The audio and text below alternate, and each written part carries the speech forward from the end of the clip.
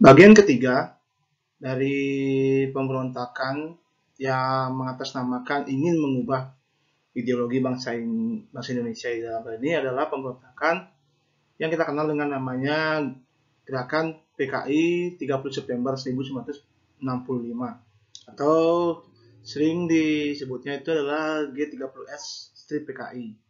Atau kalau orang dulu biasanya ada juga menyebutkan namanya pemberontakan Gestop, Gerakan 1 Oktober. Jadi bisa dibilang rentang waktunya itu 30 September sampai dengan 1 Oktober.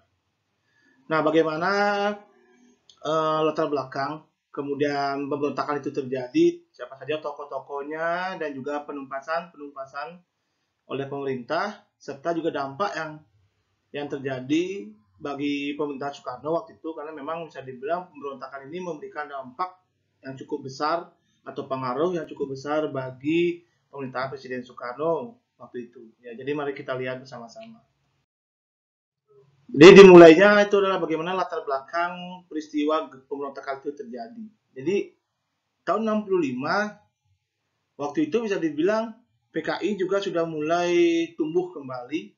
Ya, Partai Komunis Indonesia itu sudah mulai tumbuh kembali sebelum ketika waktu itu tahun 48 itu banyak tokoh-tokoh PKI yang telah dibunuh. Bunuh dalam hal ini adalah dieksekusi mati.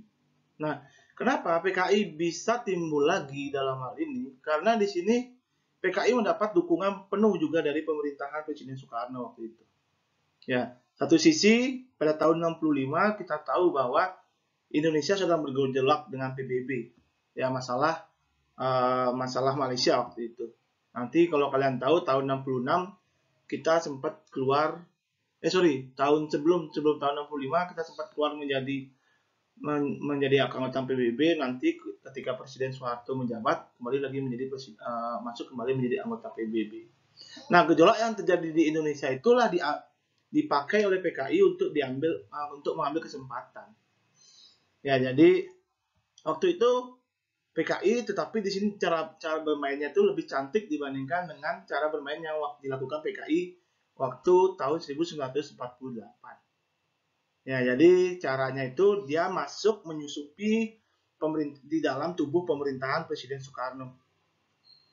Ya, jadi kalau kalian lihat di sana tujuannya sudah akan terlihat mengambil alih kekuasaan dan mengkudeta yang dilakukan oleh PKI. Penyusupan yang dilakukan itu adalah dengan cara apa? Dengan cara menjadi bagian dari pemerintahan. Nah, sebelum itu kita lihat dulu apa sih alasannya PKI itu ingin mengkudeta Presiden Soekarno, padahal Soekarno itu percaya penuh waktu itu oleh PKI. Jadi waktu itu PKI menganggap bahwa revolusi 45 itu telah dianggap gagal.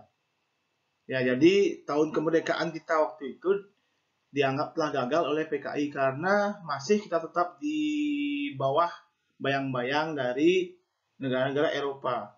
Seperti halnya Amerika, kemudian juga Belanda, Inggris, atau sekutu waktu itu.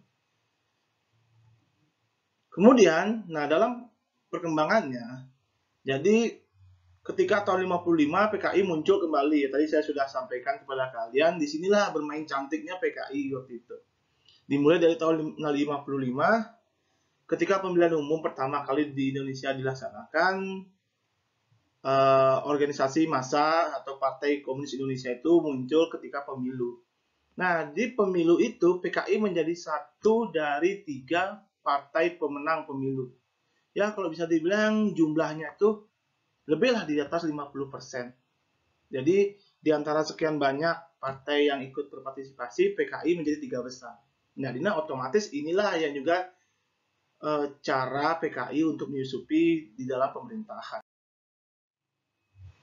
Nah, alasan lain juga PKI menganggap bahwa konsep Nasakom itu juga memberikan pengaruh yang besar. Ya, apa itu Nasakom? Nasakom itu singkatan dari nasionalis, agama, dan komunis. Jadi konsep ini dibuat oleh Soekarno waktu itu. Jadi Soekarno itu ingin menyatukan 3 ideologi besar di Indonesia waktu itu, atau 3 paham besar. Paham nasionalis di bawah Partai Nasional Indonesia atau PNI, paham agama di bawah Partai Masyumi, dan paham komunis di bawah PKI. Jadi dia ingin menjadikan satu. Nah, selain itu juga, waktu itu tanggal 27 Agustus 1964 dibentuk namanya Kabinet Duikora. Nah, ini juga salah satu kesempatan yang diambil PKI dengan cara tokoh-tokoh penting PKI masuk menjadi menteri ataupun pejabat-pejabat negara di dalam kabinet tersebut. Sehingga cara inilah juga dapat mencoba memengaruhi pemikiran-pemikiran Presiden Soekarno waktu itu. Nah, alasan lain juga PKI sangat ingin sekali mengkudeta pemerintahan Presiden Soekarno juga karena tidak lain PKI menganggap bahwa TNI AD itu atau TNI Angkatan Darat itu sebagai penghambat untuk melancarkan kudeta tersebut.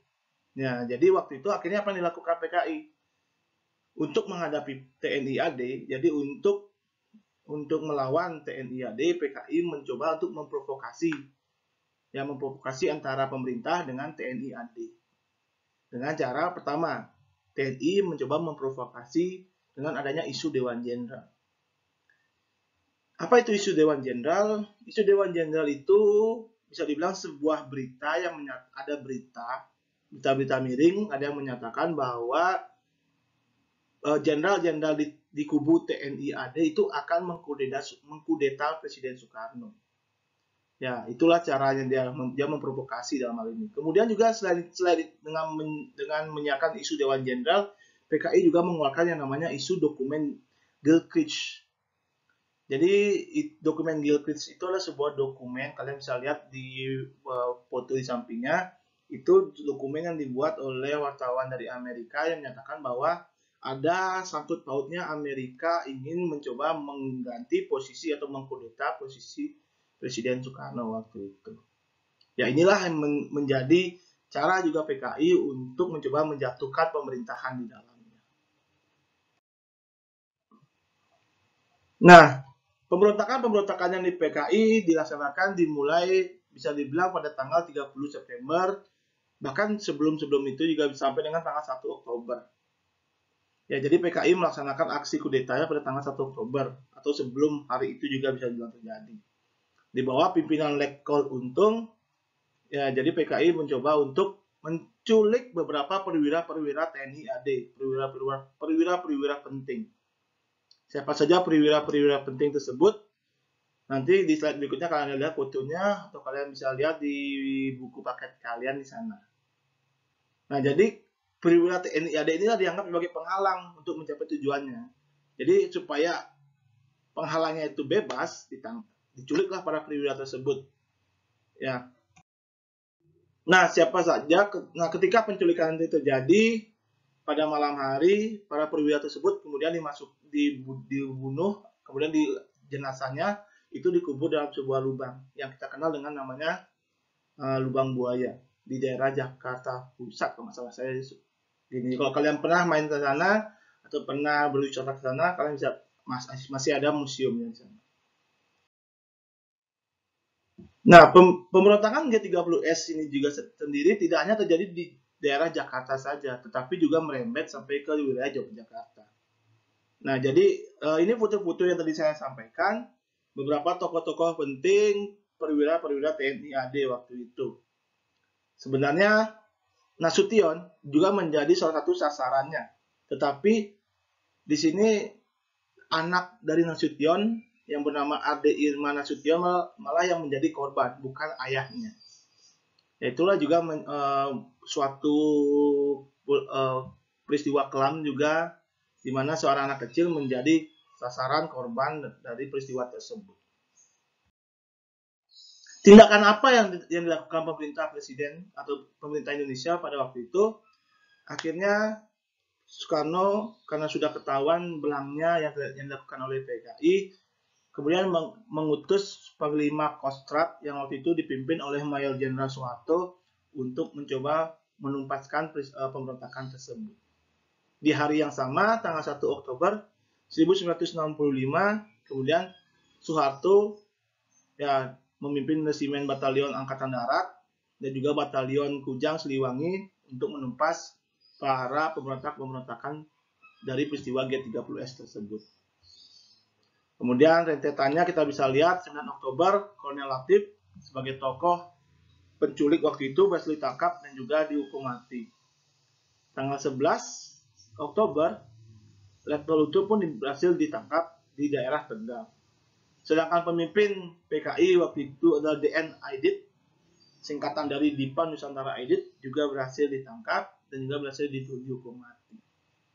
Ya, itulah cara pemerintah lebih kepada ke fisik, berbeda dengan mungkin ketika peristiwa DITII di Aceh dengan cara musyawarah. Tapi ini karena sudah menyebabkan terjadinya kehilangan nyawa, terutama nyawa dari para perwira TNI AD ini, pada akhirnya pemerintah pun harus dengan cara penumpasan atau membunuh tokoh-tokoh penting PKI tersebut. Nah, dampak yang terjadi bagi pemerintahan Soekarno itu memang cukup besar. Masyarakat, kemudian menteri-menteri di bawahannya, termasuk pemerintahan di bawahannya itu merasa kecewa terhadap keputusan kebijakan Presiden Soekarno waktu itu karena terlalu percaya terhadap PKI. Ya, jadi kekuasaan Soekarno pada akhirnya mulai luntur tahun 65, sehingga nantinya pada tahun 67 Presiden Soekarno digantikan, ya, jadi digantikan oleh Presiden, digantikan kekuasaannya kepada Mayor Jenderal Soeharto.